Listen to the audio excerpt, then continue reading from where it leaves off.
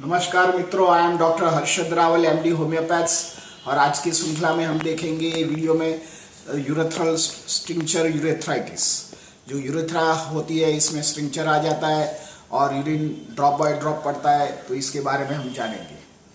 मित्रों, ये जो यूरेथ्रा होती है उसको मूत्र नली बोलते हैं। किडनी में से जो निकल के और हमारा जो ब्लेडर में यूरिन जाता है, बाद में यूरिन हमारा पेनिस और वजाइना के बाहर से बाहर आता है। ऐसे यूरिन आउटफ्लो रहता है, पर इसमें कई बार स्ट्रिंक्चर आ जाता है, तो हमारा जो नली होती है मूत्र नली वो दब जाती है। इसके वजह से जो यूरिन फ्लो होता है वो कम होता है।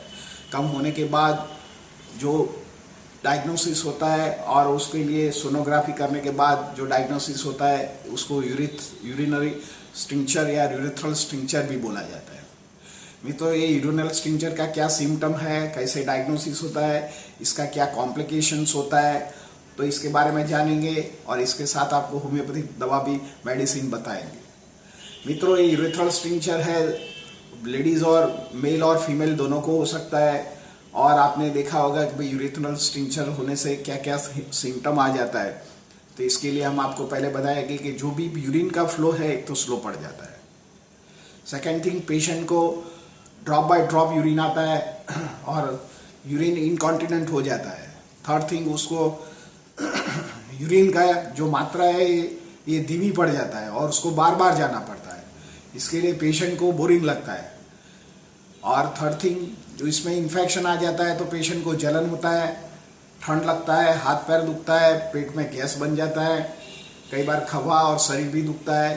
कई बार जो लेडीज होता है तो स्टिंक्चर होने से उसको डिप्रेशन भी आ जाता है, बेचैनी लगता है, वरीड करती है कि क्या प्रॉब्लम्स हुआ है और ठीक नहीं होता है।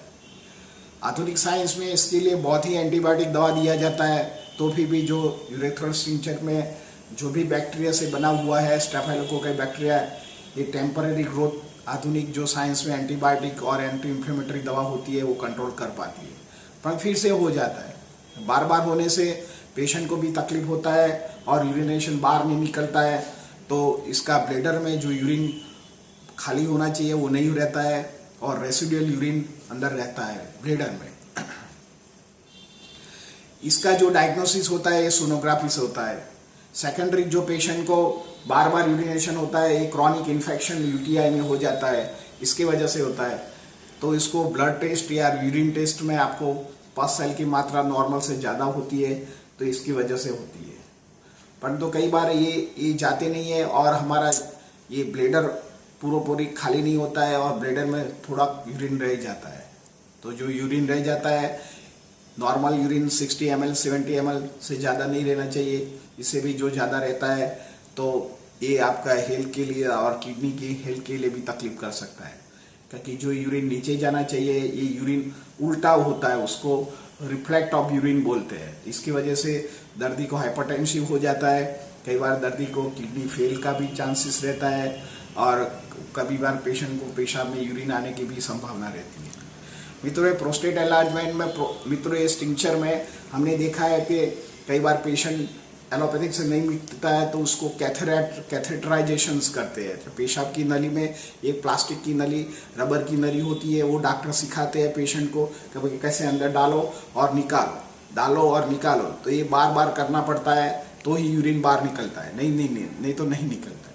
तो इसके लिए पेशेंट को कॉम्प्लिकेशन हो जाता है, कैथेटर प्रॉपर हाइजीन नहीं होता है और तो इसके पर रिकरेंट यूटीआई इन्फेक्शंस हो जाता है और पेशेंट का इसके लिए कॉम्प्लिकेशन हो जाता है। कई बार पेशेंट में पेशाब में जलन भी हो जाती है और पेशेंट को वीकनेस भी फील हो जाती है। ये जनरली यूरेथ्राइटिस होता है, ये प्रोस्टेटिक एनलार्जमेंट के बाद, ऑपरेशन के बाद भी ये कॉम्प्लिकेशंस है और बार बार ये कैथेटराइजेशन करने से ये स्टिंक्चर बढ़ता है। आधुनिक साइंस में इसमें बलूनिंग थेरापी या इसमें जैसे हमारा हृदय में जब ब्लॉकेज आता है और स्टेंट डालता है तो इसमें ये लोग स्टेंट भी डालते हैं। ये सब दवा होती है, ये परमानेंट नहीं होती है और बहुत एक्सपेंसिव है और उसका कॉम्प्लिकेशन भी ज़्यादा होता है। कई बार ये रोग से पेशेंट को इतना फील होता है तो उसको डिप्रेशन आ जाता है, एंग्जाइटी आ जाता है, घबरा जाता है, तो उसको क्या हुआ, किडनी फेल हो गया, क्या हुआ। कई बार ज़्यादा होने से शरीर में भी सूजन आ जाता है वॉमिट करने लग जाता है, पेशाब में जलन होता है, अशक्ति फील करता है। तो मित्रों, इसके लिए होम्योपैथिक कौन सी दवा है हम बताएंगे। तो इसके लिए सबसे पहले एपिस मेलिफिका नाम की जो दवा है, जो यूरेथ्रल में जो सूजन आई हुई है तो उसको ये कंट्रोल करता है। तो 30 पावर की दवा सुबह दोपहर शाम को आप लीजिए तो आपका जो शरीर में पसैल की मात्रा बढ़ी हुई है ये एपिस मेल ठीक कर सकता है।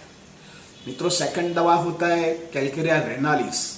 मेरी प्रैक्टिस में मैंने देखा है कि कैलकेरिया रेनालिस 6 पोटेंसी में जो लोगों को किडनी में स्टोन होने, बार बार स्टोन होने की वजह से आपको यूरेथ्रल स्ट्रिंचर होता है, तो इसके लिए कैलकेरिया रेनालिस 6 पोटेंसी में आप लंबे तक लो तो आपका जो यूरेथ्राइटिस हुआ है उसको कंट्रोल कर सकते हैं।